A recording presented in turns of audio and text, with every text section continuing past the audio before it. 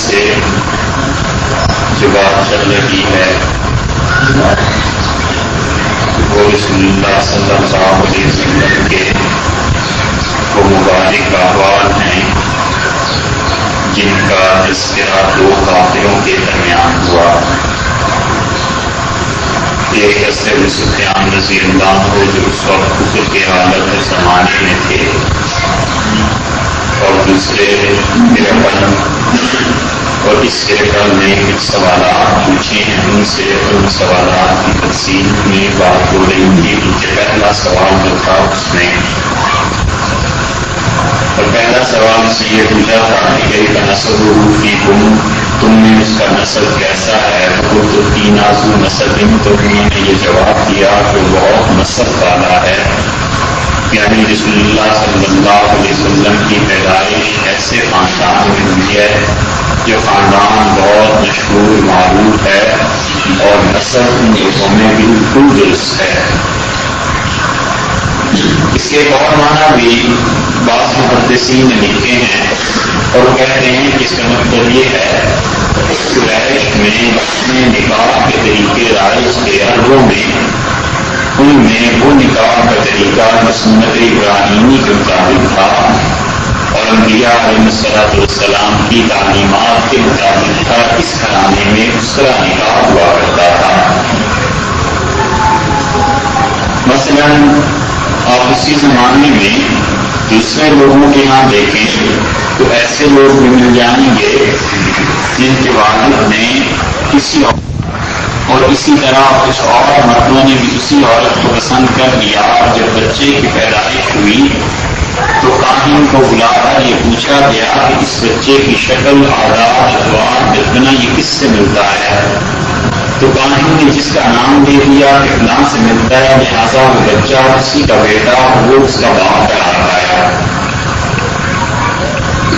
جو آج طریقے عربوں میں نکاح کے تیز سے عائشہ رضی اللہ عنہا کی حدیث میں بخاری میں اس کی تفصیل آئی ہے، ان میں سے ایک طریقہ وہ تھا کہ میں نے آپ سے عرض کیا. اسی طرح اور بھی مختلف طریقے تھے. مثلا اس میں یہ بھی تھا کہ وہ عورت جس کے نام اپنے بچے کو کر دے قانونی طور پر وہی اس کا باپ قرار پاتا تھا اور اس عورت کے طور پر تسلیم کیا جاتا تھا. یہ بات اس زمانے میں نہیں ہوئی، اور اس کی ایک وجہ یہ بھی ہے کہ یہ لوگ بہت معزز اور اشراف میں سمجھے جاتے تھے. تو رسول اللہ صلی اللہ علیہ وسلم کے نام کے والدین کا نکاح ہوا ہے، کوئی ایسی چیز نہیں ہوئی کہ وہ عربوں کے اور کسی دستور کے مطابق ہوتی اور گواہوں کی موجودگی میں ہوا ہے. اور سفیان جانتے تھے اس بات کو، اس لیے انہوں نے کہا کہ وہ تینا ذو نسب، بڑی نسب کے آدمی ہے.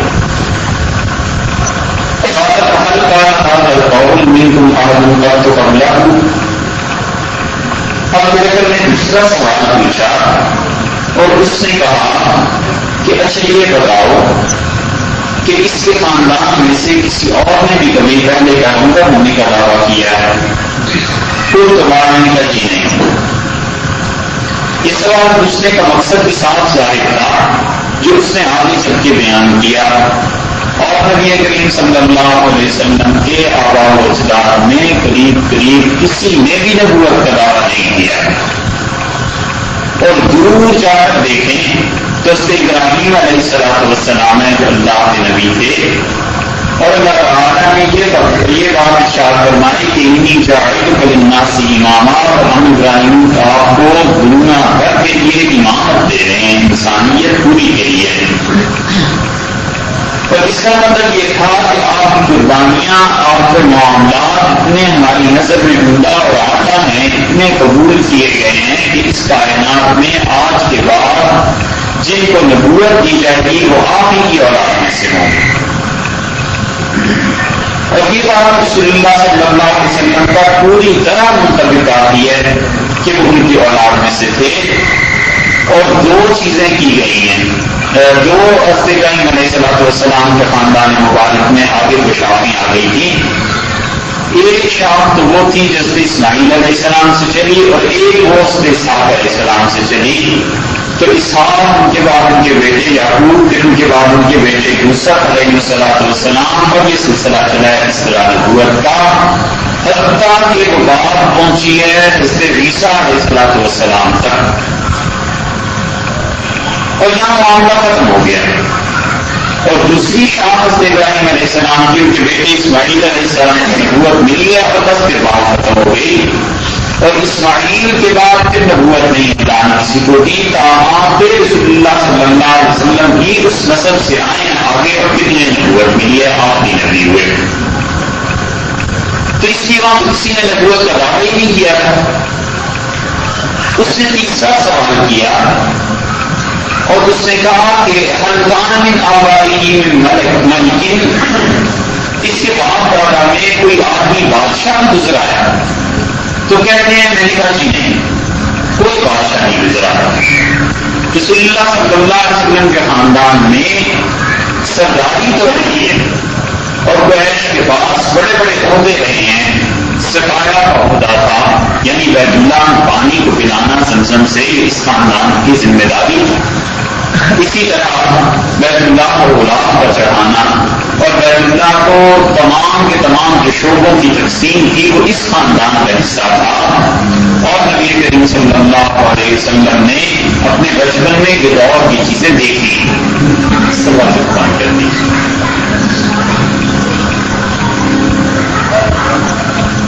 باہر سے جا کے بند کریں گے۔ اور نبی کریم صلی اللہ علیہ وسلم کا دیکھنا اس معنی میں تھا کہ انہوں نے اپنے دادا حضرت المطلب کو دیکھا ہے، اپنے چچا حضرت ابوطالب کو دیکھا ہے، اور ابوطالب اور عبد المطلب یہ دونوں قریش میں بڑے سمجھے جاتے تھے۔ اور اسی وجہ سے جب انتقال ہوا ہے ابوطالب کا، اور رسول اللہ صلی اللہ علیہ وسلم نے اسے عام الحزن قرار دیا، غم کا سال، کیونکہ دو سہارے ختم ہو گئے، ایک حضرت ابوطالب کا تھا اور ایک حضرت خدیجہ رضی اللہ عنہا کا سہارا، یہ دونوں ختم ہو گئے۔ اور اسی طرح قریش نے حضرت ابوطالب کے انتقال کے بعد بہت زیادہ دکھ اور تکلیفیں دینی شروع کی ہیں، اور اتنی زیادہ کہ ان لوگوں کو ذرا برابر خیال نہیں رہا کہ کس کا بیٹا ہے اور کس خاندان اور کس نسل سے تعلق رکھتا ہے۔ اور رسول اللہ صلی اللہ علیہ وسلم جب فتح مکہ میں آئے تو پھر انہیں یاد آیا ہے، اور انہوں نے پوچھا کہ تمہارا کیا خیال ہے، میں تمہارے ساتھ کیا سلوک کروں گا؟ انہوں نے کہا کہ اخن کریم، بڑی عزت والے بھائی ہو تم، اور آپ اس بھائی کے بیٹے ہیں جو بڑی عزت والا انسان تھا۔ تو رسول اللہ صلی اللہ علیہ وسلم کے والد کا نام بھی انہوں نے دیا، وہ بہت عزت والے تھے۔ تو یہ چیز تو رہی ہے، مگر یہ کہ وہاں پر کوئی بادشاہ کا معاملہ ہو یہ نہیں رہا۔ اشراف الناس تبعہ، چوتھا سوال اس نے کیا، اس نے کہا کہ اس کے پیروکار جو ہیں ہم جو کون ہیں؟ وہ امیر لوگ ہیں جو غریب لوگ ہیں، رئیس لوگ ہیں، کیا ہے؟ تو کہتے ہیں کہ میں نے انہیں جواب دیا اور میں نے کہا کہ میں نے کہا قوم کے ضعیف لوگ جو ہیں وہ ہیں ان کے پیروکار ہیں۔ تو اس کا مطلب یہ تھا کہ اگر اس کے ماننے والے وہ لوگ ہوں جن لوگوں کا واقعی قوم میں ہاتھ بیٹھی ہوئی ہے یا پیسے کے معاملات سے وہ بہت عمدہ اور آتا ہے، تو پھر یہ کہا جا سکتا ہے کہ یہ لوگ پیسے کے چکر میں، اور نبوت کا بظاہر ایک چیز رکھی ہوئی ہے اور حقیقت میں کسی اور چیز کو یہ چاہتے ہیں۔ لیکن جب یہ دیکھا گیا کہ غریب لوگ ہیں تو غریب لوگوں کو دنیاوی اعتبار سے کیا غرض، اور ان غریب لوگوں کی اتنی قدر کی گئی ہے کہ رسول اللہ صلی اللہ علیہ وسلم نے ایک موقع پر یہ ارادہ خود فرما دیا تھا، اور قریش نے کہا کہ یہ ہم آپ کی مجلس میں آئیں ضرور، مگر یہاں پر کمزور لوگ آتے ہیں، غریب لوگ آتے ہیں، اور ان کے ساتھ بیٹھنا ہمیں کچھ ایسے ہی محسوس ہوتا ہے۔ تو رسول اللہ صلی اللہ علیہ وسلم کا ارادہ یہ ہوا کہ ان لوگوں کو اٹھا دیا جائے اور انہیں بلا دیا جائے۔ تو اللہ تعالیٰ نے آیات نازل فرما دی، اور اللہ نے فرمایا کہ بڑا فکر للذین یدعون ربہم، ان لوگوں کو خبردار مت اپنے پاس سے ہٹائیے جو اپنے پروردگار کو صبح و شام پکارتے ہیں۔ اور اللہ کی رضامندی کی وجہ سے اسے پکارتے ہیں. اور اگر آپ نے انہیں اپنے پاس سے اٹھا دیا ان غریبوں کو تو یاد رکھیے آپ نادانی کرنے والوں میں سے ہو جائیں گے. ایسے بالکل نہیں کرتا. تو یہ پہلی چیز کہ وہ جو غریب ہیں وہ خالصتاً اللہ کے لیے آ رہے ہیں. انہوں نے کیا چیز آگے کو معاملہ کون سی ایسی دنیاوی غرض. اب میرا کل نے 5واں سوال پوچھا, اس سے کہا یزیدون ام ینقصون, یہ بڑھتے چلے جا رہے ہیں یہ کم ہو رہے ہیں. دن بدن ان کی رفتار کا معاملہ کیا ہے؟ تو فرماتے ہیں کل تو یزیدون میں کیا یہ بڑھتے چلے جا رہے ہیں. اندازہ آپ کیجیے رسول اللہ صلی اللہ علیہ وسلم کا نبوت کا دعویٰ اور اس کے بعد 13 سال مکمل فرما کے اور 19 سال کے بعد یہ بیان دے رہے ہیں کہ بڑھتے چلے جا رہے ہیں اور بڑھتے گئے ہیں. اس طرح نبی کریم صلی اللہ علیہ وسلم اکیلے تھے, پھر وقت رضی اللہ عنہ مل گئے, پھر 2 ہو گئے, پھر سے علی رضی اللہ عنہ مل گئے, 3 ہو گئے, پھر سے خدیجہ رضی اللہ عنہ آگے 4 ہو گئے, پھر سے زید رضی اللہ عنہ آگے 5 ہو گئے, پھر یہ بڑھتے گئے ہیں, پھر 7 ہو گئے جب اس سے سعد رضی اللہ عنہ نے اسلام قبول کیا ہے. اور سعد رضی اللہ عنہ کہتے تھے میں نے اس وقت اسلام قبول کیا ہے جب میں دین کا پورا تیسرا حصہ ان معروف لوگوں کو چھوڑ کے پھر میں نے دین کو قبول کیا جو عام لوگوں میں بات آئی ہے. اور اس سے رضی اللہ عنہ بہت بڑے بڑے لوگوں کو اپنے ساتھ لے آئے ہیں اور اسلام کی قبولیت ان لوگوں کی ان کی وجہ سے ہوئی. رضی اللہ عنہ سے بلال سے اسلام کو لے آیا. اسی طرح سے سعد رضی اللہ عنہ کے ایمان کا سبب بنے اور بھی بہت سے لوگوں کو. اور اسی وجہ سے ایسی دنیا سے رضی اللہ عنہ کہتے تھے کہ وہ آقا سیدنا ابو بکر سیدنا بلال, ہمارے آقا ابو بکر نے ہمارے آقا بلال کو قریب کیا تھا. دونوں کے لیے رضی اللہ عنہ نے سیدنا لفظ استعمال فرمایا کہ وہ ہمارے آقا سے بلال رضی اللہ عنہ بھی اور سے رضی اللہ عنہ بھی. تو یہ اس تعداد سے بڑھے اور مکہ مکرمہ میں یہ 100 کے قریب پہنچ گئے. اور یہ مدینہ طیبہ ہجرت ہوئی ہے کہ مدینہ منورہ میں بڑھے ہیں اور یہ بڑھنا مکہ مکرمہ میں تو آہستہ آہستہ ہوا ہے. ہجرت تک آپ دیکھیں تو 100 کے قریب ہے. 13 سال کی ہمارے نبی کریم صلی اللہ علیہ وسلم کی اتنی ہے مگر ان میں ایک فرد ایسا ہے جس کے بارے میں بلا مبالغہ یہ کہا جا سکتا ہے کہ پوری امت اسی ایک آدمی نے اتنا کام کیا ہے کہ پوری امت مل کے اتنا کام کرے جتنا اس ایک فرد نے کام کیا ہے. اسی لیے بدر کا معاملہ 313-15 آدمی جو ہوئے ہیں تو دیکھیے کہ بدر ایسی چیز ہے جس سے اسلام کی بنیاد رکھ دی اور ساری عربوں کی دنیا دل کا رہ گئی کہ کوئی اتنی طاقت ہو گئی ہے کہ کسی کو شکست بھی دے سکتے. اور زیادہ بڑھنا اس وقت شروع ہوئے جب مدینہ طیبہ والے آ گئے, ایسے اسد ابن زرارہ آ گئے ہیں اور اس طرح کے اور صحابہ رضی اللہ عنہ آئے ہیں اور انہوں نے رسول اللہ صلی اللہ علیہ وسلم سے معاہدہ کر لیا. اور سعد ابن عبادہ رضی اللہ عنہ آئے ہیں اور سعد ابن عبادہ رضی اللہ عنہ نے تو اپنے آپ دعوت دے دی اب ہمارے یہاں تشریف لے آنا. مدینہ طیبہ میں سعد ابن عبادہ اور مکہ مکرمہ میں اس عمر رضی اللہ عنہ, یہ دونوں ہستیاں ایسی تھیں کہ اسلام کے بہت مضبوط ستون تھے. اسی لیے سعد ابن عبادہ رضی اللہ عنہ کی جب انتقال ہوا ہے تو اس سے بکر رضی اللہ عنہ گر پڑے اس کی لاش پہ اور رونے لگے بلند آواز سے. تو رسول اللہ صلی اللہ علیہ وسلم نے کہا کہ سمجھو تمہیں کیا ہو گیا؟ انہوں نے کہا اللہ کے رسول یہ انسان. اور رسول اللہ صلی اللہ علیہ وسلم نے سعد ابن عبادہ رضی اللہ عنہ کے جنازے میں چل رہے تھے بہت احتیاط سے. تو مشکات میں آیا, ہم نے پوچھا کہ آپ اتنی احتیاط سے قدر کر رہے ہیں؟ آپ نے فرمایا اللہ کے وہ رشتے جنہوں نے کبھی زمین دیکھی بھی نہیں 70,000 اللہ نے اس کے جنازے کے لیے بھیجے ہیں کہ اس کا جنازہ پڑھیں. اور رسول اللہ صلی اللہ علیہ وسلم نے سعد بن عبادہ رضی اللہ عنہ کے جنازہ پڑھایا, قبر میں خود تشریف لے گئے, لوگوں کو قبر میں جا کے بیٹے کی. تو سعد بن عبادہ آ گئے تھے اور سعد بن عبادہ وغیرہ کے ساتھ رسول اللہ صلی اللہ علیہ وسلم نے وعدہ فرما دیا تھا کہ تم میری اسی طرح حفاظت کرو گے جس طرح تم اپنی بیوی بچوں بھی کرتے ہو. انہوں نے کہا بالکل. انہوں نے کہا اللہ کے رسول اس کے عوض میں آپ کی طرف سے کیا ہوگا؟ تو رسول اللہ صلی اللہ علیہ وسلم نے فرمایا میرا مرنا میرا جینا تمہارے ساتھ. اور جو وعدہ رسول اللہ صلی اللہ علیہ وسلم نے کیا تھا وفات کے بعد بھی وہ پورا ہی ہو رہا ہے. تو یہ لوگ اس طرح بھی پڑھے ہیں. پھر مدینہ سے کے بعد تو بہت پڑھنے لگے، اور جب مکہ فتح ہو گیا تو اللہ تعالیٰ نے خود کہا کہ یدخلون فی دین اللہ افواجا، اللہ کے دین میں جوق در جوق آنے لگے. پر اس وقت ایمان کی وہ قیمت نہیں رہی تھی جو مکہ مکرمہ میں. اس وقت ایمان ایسا نہیں رہا تھا جو مکہ مکرمہ میں تھا. اور ابو ذر رضی اللہ عنہ سے اسی لیے کسی آدمی نے اپنے اسلام کا ذکر کیا کہ میں نے اسلام قبول کیا، یہ ہوا یہ ہوا. اور پھر کہنے لگا کہ اگر میں رسول اللہ صلی اللہ علیہ وسلم کے دور میں ہوتا تو مجھے دیکھ کر ان کی آنکھیں اتنی ٹھنڈی ہوتی. اسے بہت ذوق تھا اپنے اسلام پہ. تو رضی اللہ عنہ پہلے تو سنتے رہے، جب وہ بہت ہی بولنے لگا تو کہنے لگے تم جیسا ہو رسول اللہ صلی اللہ علیہ وسلم کے دور میں تم منافق سمجھتے تھے، تم کیا سمجھتے ہو اسلام کیا ہے. اور اس سے عمر رضی اللہ عنہ کے بعد جو آگے زیادہ اسلام کی باتیں کرتا تھا انہیں بھی سکھانے کی کوشش کرتا تھا. وہ کہتے تھے صہیب سے جا کے پوچھو.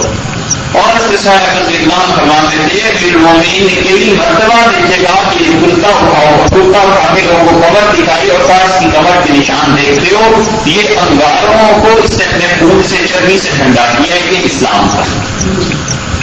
تو اس طرح کے بڑے ہیں مدینہ منورہ میں پہنچ کے مکہ مکرمہ میں قربانی کی ساتھ. پھر اس نے ایک بات سوال کیا اور کہتا ہے کہ یہ جو احد منہم سخت لیے بات ابیت الخلفی، کیا کوئی آدمی جب ان کے دین کو قبول کر لیتا ہے تو کبھی دین سے ناراضگی کی وجہ سے دور ہو گیا، ارتداد آ گیا اور بیزار ہو کر اپنی جگہ سے دین سے پھر جائے؟ تو فرماتے ہیں خود بولا. میں نے کہا نہیں ایسی بات نہیں ہوئی، کبھی ایسے نہیں ہو. مکہ مکرمہ میں تو منافقت تھی نہیں، اور مدینہ منورہ میں آ کے منافقت آئی ہے کیونکہ قربانی کم کرنی پڑتی تھی. اور مکہ مکرمہ میں ملا کیسے منافقت ہوتی، وہاں تو کھلے کھلے یا مسلمان تھے یا کافر تھے. اور رسول اللہ صلی اللہ علیہ وسلم کی ہستی اور شخصیت ہی ایسی تھی کہ کسی انسان نے جس نے اپنے دل سے اس دین کو قبول کر لیا سوال ہی پیدا نہیں ہوتا کہ وہ رسول اللہ کے اتباع میں چلا جائے. ہاں کوئی منافقت میں چلا گیا مدینہ منورہ میں وہ ایک الگ بات ہے. ان لوگوں کا تو حال یہ تھا کہ رسول اللہ صلی اللہ علیہ وسلم ایک باغ میں تشریف لے گئے ہیں اور پتہ نہیں چل رہا کہ کہاں تشریف لے گئے ہیں. سارے مدینہ منورہ میں بحران برپا ہو گیا، رسول اللہ صلی اللہ علیہ وسلم کہاں گئے ہیں. اور سے ابو ہریرہ رضی اللہ عنہ کہتے ہیں ایک باغ میں گھومنے کے لیے نکل گیا، دروازہ بند تھا اور رسول اللہ صلی اللہ علیہ وسلم نے خود ہی بند کروا دیا تھا دروازہ. تو میں اس باغ کی جو نالا تھا جہاں سے پانی اس کا بہتا تھا، میں اس میں گھس گیا اور اپنے آپ کو گھسیٹ کے اندر لے گیا. اور میں اندر دیکھوں کہ اندر تو نہیں تشریف فرمایا، اندر دیکھا میری جان میں جان آئی. اور میں نے کہا اللہ کے رسول ہم سب پریشان ہیں. تو رسول اللہ صلی اللہ علیہ وسلم فرمایا کہ دروازہ کھولو اور جو پہلا آدمی آئے اسے جنت کی بشارت دینا. تو کہتے ہیں پہلے آدمی جو پہنچے ہیں وہ سے ہوگا رضی اللہ عنہ. پھر مجھ سے فرمایا جو دوسرا ہے اسے بھی کہنا تو جنتی ہے، اور دوسرے جو آئے ہیں وہ سے ہوگا رضی اللہ عنہ. اور فرمایا تیسرا جو اب آئے اسے کہنا کہ تو مظلوم ہو کر شہید ہو جائے گا اور تو اس دن حق پہ ہوگا. اور کہتے ہیں میں سوچتا رہا کہ کون ہوگا تیسرا جو مظلوم شہید ہے. تو میں نے دیکھا اس سے عثمان رضی اللہ عنہ.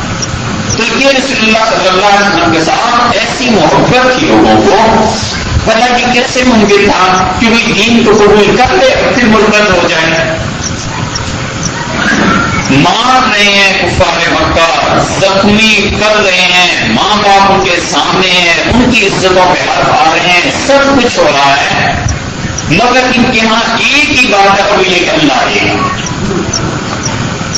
اس سے بلال رضی اللہ عنہ اور اس سے صہیب رضی اللہ عنہ کے لوگ تو چونکہ اس اعتبار سے نچلے درجے کے لوگوں میں آتے تھے سب کے معاشرے کے اعتبار سے.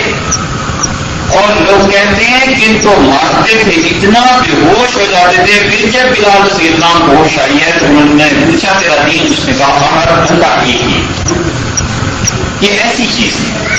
انہی باتوں کو دیکھ کے کہنے لگی یہ جادو کر دیتا ہے، اپنے بچوں کو اس کے پاس مت بھیجو، جو جاتا ہے اس کی مجلس میں پھر واپس ہی نہیں آتا. حضرت بکر رضی اللہ عنہ آئے ہیں، حرم میں داخل ہوئے ہیں اور رسول اللہ صلی اللہ علیہ وسلم نماز پڑھ رہے تھے اور چوپان ان کی لگی ہوئی تھی. اور دوسری بات یہ ہوئی کہ کسی نے کہا اگر آپ ایک کمال کی بات کرو تو مانے جو بھی کرے. ایک سردار نے کہا، ابو جہل نے پوچھا کیا کمال کی بات؟ اس نے کہا یار فلاں آدمی نے اونٹ سوا کیا ہے اور اس کی اوجڑی گندگی سمیت لا کر اس پر ایسے رکھ دو جب یہ سجدہ کرے اپنے خدا کو کہ اٹھ نہ سکے. تو وہ لے آئے اور رسول اللہ صلی اللہ علیہ وسلم جب حرم میں سجدے میں گئے تو انہوں نے اوجڑی اوپر رکھ. یہ ساری باتیں سننے کے ساتھ ساتھ آدمی تصور میں لائے کہ کسی آدمی کے ساتھ ایسے ہو رہا ہو، یہ ہے قربانی. اور نبی کریم صلی اللہ علیہ وسلم نہیں اٹھ سکے. واقعی کسی نے جا کے سے فاطمہ رضی اللہ عنہا سے کہا، بچی تھی چھوٹی اس وقت جو باقی ہوئی آئی اپنے باپ کو دیکھا وہ کچھ کر نہیں سکتی تھی. تو انہوں نے برا بتانے کہا کہ تم نے میرے باپ کے ساتھ کیا کیا ہے، یہ کیا حرکت کر رہے ہو. پھر سے وہ رضی اللہ عنہ کو بلایا تو اسے وکر رضی اللہ عنہ نے بہتائی ہو چڑی اور کہنے لگے تقتلون رجلا ان یقول ربی اللہ، اس آدمی کو میں تم اس سے قتل کر دینا چاہتے ہو، جان کے در پہ ہوئے ہو اس کے، میں اس وجہ سے یہ کہتا ہے کہ اللہ میرا پروردگار ہے. انہوں نے اسے وکر رضی اللہ عنہ کو آڑے ہاتھوں دیا اور اتنا زیادہ انہوں نے مارا کہ جب بے ہوش ہو گئے اور خون جاری ہو گیا جس سے اس کے بعد سے اطلاع آئے. انہوں نے کہا کہ تمہیں پتہ ہے وہ بہاوا کا بیٹا ہے اور اس کا خون تمہیں بڑا مہنگا پڑے گا، اسے کچھ ہو گیا تو پھر کیا جواب ہوگی اس کی کمی لے. تو پھر جا کے لوگوں نے چھوڑا اور اپنے وکر رضی اللہ عنہ کو ان کے قبیلے میں سے لوگ اٹھانے نہیں آئے کیونکہ انہیں پتا تھا اس کا دین بدل گیا ہے. والدہ آئی ہیں ایسے وکر رضی اللہ عنہ کی، حضرت رضی اللہ عنہ کی بہن کی جو اسلام قبول کر چکی ہیں، حضرت سعید رضی اللہ عنہ کی بیوی، انہوں نے آگے اٹھایا اور دے دی اور پانی پلایا. پھر ہوش آیا انہیں، پھر دودھ پلانے کے لیے دودھ کے لیے دودھ کہا تو اس کے وکر رضی اللہ عنہ نے کہا مجھے سب سے پہلے یہ بتاؤ نہ بلکہ فریش ہی دودھ دیا گیا پانی کے لیے سب سے پہلے بخاری میں آتا ہے کہا. تو اس کے وکر رضی اللہ عنہ نے کہا مجھے پہلے یہ بتاؤ کہ رسول اللہ صلی اللہ علیہ وسلم کا کیا حال ہے. تو جو پھر وہ جواب میں لوگ کھڑے تھے انہوں نے کہا وکر تم اپنی جان سے چلے جاتے آج، ہمیں نہیں سمجھ آتی تمہیں ان کی اتنی فکر کیوں رہتی ہے. تو وکر رضی اللہ عنہ نے کہا اللہ قسم میں کچھ نہیں کھاؤں گا نہ پیوں گا جب تک تجھے ان کے پاس نہ لے جایا جائے. اور یہ دونوں عورتیں سے وکر رضی اللہ عنہ کو اپنے کندھوں پر ہاتھ رکھوا کے لے گئی ہیں رسول اللہ صلی اللہ علیہ وسلم کے پاس. اور آپ اس سے زید بن ابی ارقم رضی اللہ عنہ کے گھر میں تھے. نبی کریم صلی اللہ علیہ وسلم کو دیکھ کے اس سے وکر رضی اللہ عنہ نے اپنے سر کو پاؤں میں رکھ دیا اور رسول اللہ صلی اللہ علیہ وسلم کو مل کے رو پڑے اور کہنے لگے اللہ کے رسول اگر آپ خیریت سے ہیں کوئی پرواہ نہیں، یہ سب چیزیں نہیں. اور اس کے بعد رضی اللہ عنہ کی بہن کہتی تھی اور وکر کی حالت اس سے یہ تھی اس کے خون بہ رہا سر سے اور میں نے باہر سے ہٹا کے دیکھنا چاہا کہ زخم کام ہے تو باہر ادھر سے ہٹا دی پکڑ کے ہاتھ میں آ جاتے تھے. یہ صرف وکر رضی اللہ عنہ جیسے انسان کی حالت ہے تو باقی رہنا نہیں. تو اس چیز جو لوگ اتنی قربانیوں کے بعد دین میں آئے ہوں ان کے متعلق کیسے تصور کیا جا سکتا ہے کہ انہیں چھوڑ دیں.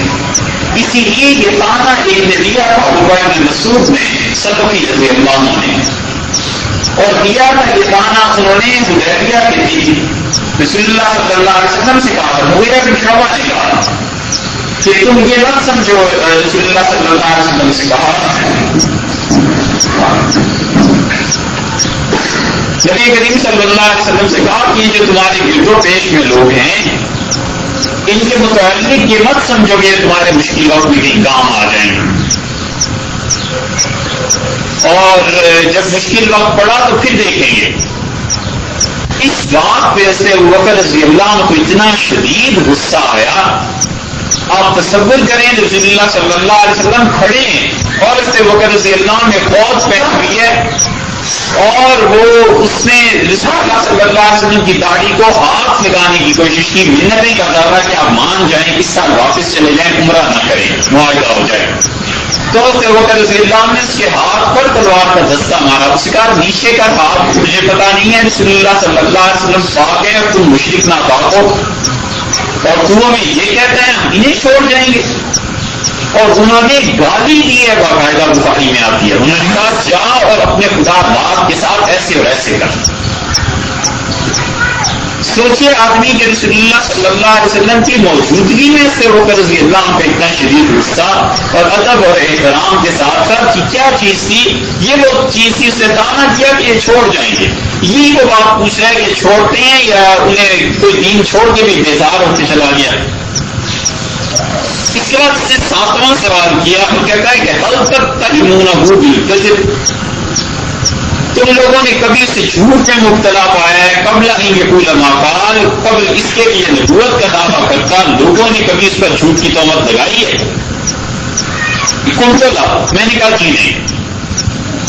ساری حیات طیبہ رسول اللہ صلی اللہ علیہ وسلم کی کوئی جھوٹ, کوئی ایسی چیز نہیں, اور نبوت سے پہلے کی زندگی بھی ایسی شاندار, ایسی بیدار, ایسی بے غبار ہے کہ یہ اتنے بڑے مخالف ہیں مگر آپ انگلی نہیں اٹھا سکتے, ہاتھ نہیں رکھ سکتے کہ اتنا جگہ پر یہ نقص تھا.